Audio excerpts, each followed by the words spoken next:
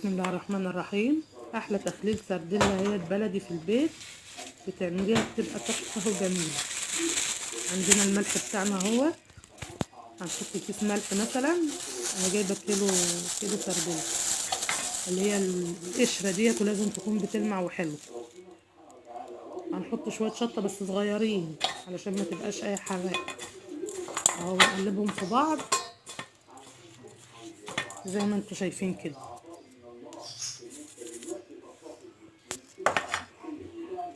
عندنا بقى بعد ما حطينا قلبنا الملح والشطه، بنجيب برطمان بلاستيك. عندنا اي برطمان، ممكن في حله صاج اي حاجه، بس احنا عندنا البرطمان البلاستيك ده بغطاه، بنلبسه كيسه حلوه كده، وهنرش شويه في قعر بتاع البرطمان، وهنرص السردله زي ما انتوا شايفين كده.